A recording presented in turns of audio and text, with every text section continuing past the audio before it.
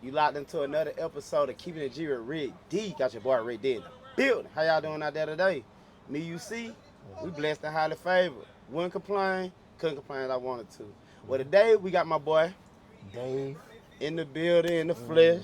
And Dave, man, he my guy, man. We in the same community, the CJU community. That's Yes, how sir. we met. We've been, you know what I'm saying, chopping it up, doing business together. And Dave, just tell a little bit about your story, man, and what you do and how you came up into this. Okay, well, I'm gonna speak about my story, but I just wanted to give you your flowers, bro, and how your story inspired a lot of people, right? Your story inspired me to tell myself that, oh, I need to turn it up a notch. For sure. You know what I mean? Because every time you look and you just analyze your floor, sometimes it's somebody's ceiling. So when you get into different situations and you talk to different people, you understand at that point, hey, it can always be worse. For You know sure. what I mean? So that's for your story, bro. I wanted to say I really appreciate that. Was inspired by that, and I'm pretty sure a lot of people was moved by that. Oh, yeah, But you for sure. kept going. You kept For going. My story really simple, man. You see me down here in Miami. Yeah. I was born and raised in the county of Dade. Moved all around Broward, Dade County.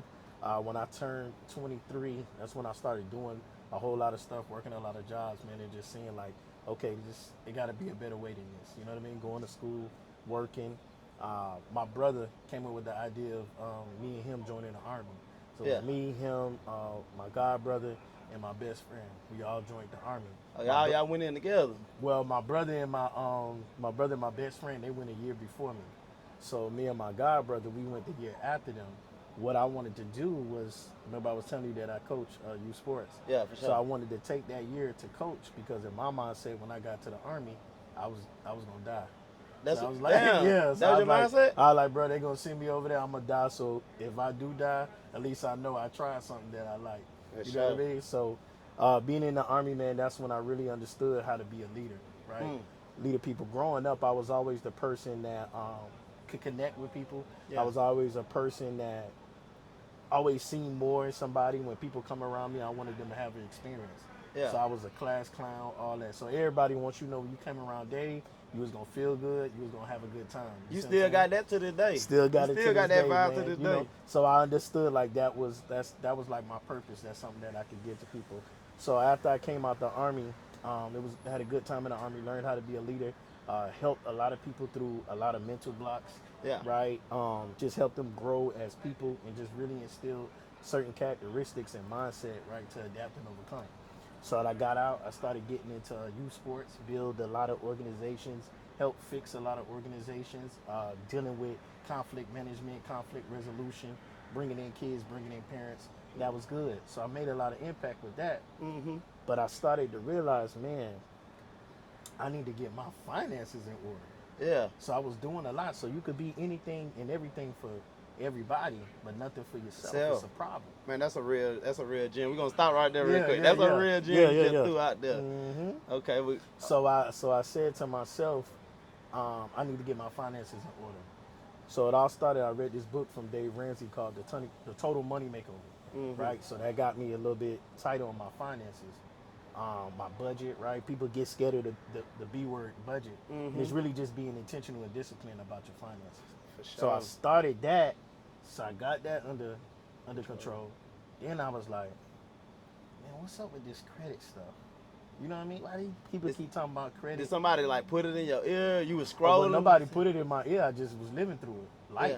You know Oh, what I mean? okay. Through, family members and friends and just knowing not the right way to use it, or if somebody did use it, I have good credit, they wasn't using it to its full potential. They wasn't optimizing leveraging it to make money off of it. You and get, none of you that. get what I'm Yeah. saying? So it's like I had to get into it and understand, growing up, our names was added to certain bills. You know what I mean? Yeah. But now I understand now I could add my child's name to my credit card, right? And build that credit for him. So when he get older, he coming out the gate with a 720.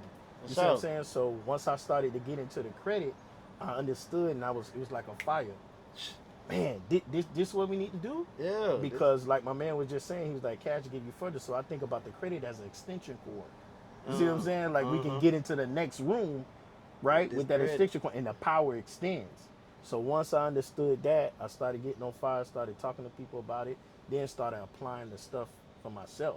So I paid somebody to get my credit done the first time. They got it clean. Yeah. The second time, I jacked it all up. That's why I said, when you come to our program, we're not just gonna fix your credit up, get you funded, pat Get on you the back. out of there. Nah. You gone. No. We're gonna make It's a sure we process. gonna give you the actionable steps for you to maintain and grow this. Yeah. You get what I'm saying? So I got into that, and then I went another time to get it fixed again, and I got scammed. Once I got scammed, I said, that will never happen to me again. I'm doing it and myself. if I can help somebody get away from that, because they know so much that this could change their lives, but the fact that there's scams out there is keeping them away. Yeah. You know what I mean? Yeah. So that's why I got into the business, just to give people, restore their credit, restore their hope, and restore their opportunities. For sure. Okay. So with all that being said, what made you start looking for like a community to jump into and a mentor? Because most people ain't willing to invest their bread into another man and say, hey, take me there. So what put you in that mindset like, okay, I'm finna invest into, you know what I'm saying, somebody in a mentorship? So again, I was telling you, I coached. Right? Yeah. I coach youth sports. So that in my nature, I understand that. Telling somebody, this is where you at, this is where you need to be, and this is how we get you there. Yeah. So understanding that from a coach's standpoint, I knew I wanted to teach about this, right? I wanted to help people out, but I also wanted to turn it into business and get compensated for my time. For sure. So I knew, African proverb, you want to go fast, go alone. You want to go far, build a team. So I knew I had to catch go that. I knew I had to go get some help.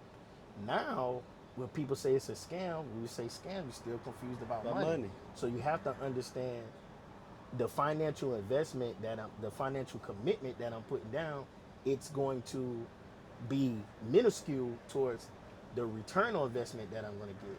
Think about how much people that we can impact and influence positively if we actually go get the help that we need to understand this at a level that we'll be able to communicate and articulate the payoff if you get this right. Yeah. That's why I went. The payoff. That's why I went to go. So my first mentorship I did with Runway Billionaire. Yeah. He was talking about like marketing. I learned a lot of good stuff, but I wasn't ready for that. Yeah. My second one, I went to A-Mom. He gave us crazy game about the funding. But I'm going to tie it back into a community and environment. Everybody in my environment, they needed the credit repair in order to be ready for funding, because we know it's not about your score, it's about your profile. You see what I'm saying? Yeah. So I had to go figure out, how do I do that? I can outsource it, but then I'll lose my opportunity, right? We see challenges as an opportunity to grow, not an excuse to quit. I will miss out on my opportunity of building trust in that relationship with that person. So if I bring you through credit repair, show you how that goes, now I get you funded, you with me for life. Exactly. So that's how I got into CJU. Because I realized the community, being in there with like-minded individuals. When we was in the Army, we used to run a 2 mile for like a test. You had to have, some people needed a pacer. That pacer lets you know if you fall behind him, you failing. If you right next to him, you good. If you ahead of him, you're doing great. You know what I mean? You're doing great. Yeah. That's what the community does. So it's very important to have a community that demands the best out of you. Your best effort. That's not good enough. Do it over. You see what I'm saying? Yeah. You know why you don't have the luxury to be subpar or average? Because there's too many people that's dependent on that message. That's what you get from the community. Fuck. Yes, sir. Okay. So, like you said, man, we out here in Miami. Yes, sir. You know what I'm saying? We just had a 2-day event. Break down some stuff you didn't learn from this event that you, when you came here, you didn't know, but now you leaving, like, you know for a fact. When I get back home and I get back into my life, yes, sir, I'm finna turn this shit up. Well, the biggest thing, first of all, me and you was talking, I did not expect what happened. Like, us not only being able to get the information, but to actually put the information to work. In real time. Yeah. And you seeing people improve in real time. You get what I'm saying? So I did not expect us, it's your average event. We get you some information, you all hyped up about the shit, and then you go home and it's like, but right there it's like, boom, we doing it right there in front of your face in real time. We working it out. Now it's not a question of if this worked, it works if you work it. Exactly. I love it when you go place and the emphasis is on you. Mm-hmm. How intentional you are. You see what I'm saying? For sure. How fast would you like to move with this? How many people do you really want to impact and influence? So that's what I got out of that. Just taking action right now. So a lot of people, we got a problem. We more note takers than action takers. Mm. You understand what they said? Paralysis by analysis. Yeah. You thinking too much. You thinking too hard. Yeah. But you don't have the confidence. But confidence come by doing. Doing. Yeah. Come by doing. Put the action in. You see what I'm saying? For sure. So it's 3 types of people. One, People that make people watch it happen. okay, come on. People that make it happen. Come on. And people that don't know it's happening.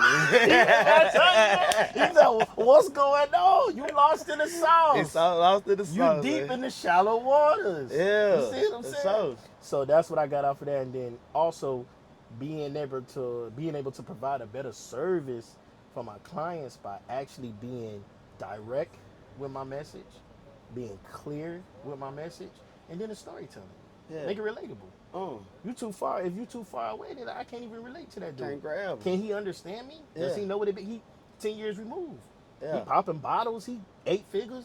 You know what I mean? He in a Sprinter. You know? Yeah. I'm just saying. For You know what I sure. mean? But make it relatable. Tell them how you transform through what you learn and what you have. So we want to make sure. I learned that. We want to make sure that it's transformative and not transactional. For sure. Mhm. And man, we're gonna leave it off with that because that was just some real game day, yeah. you know what I'm saying, throughout there. And you just watched another episode of Keeping It G with Rick D, and we out. That's it. Oh, let me tell them. Y'all go ahead and y'all follow me at Dave _the Vision Builder. Oh yeah, for sure.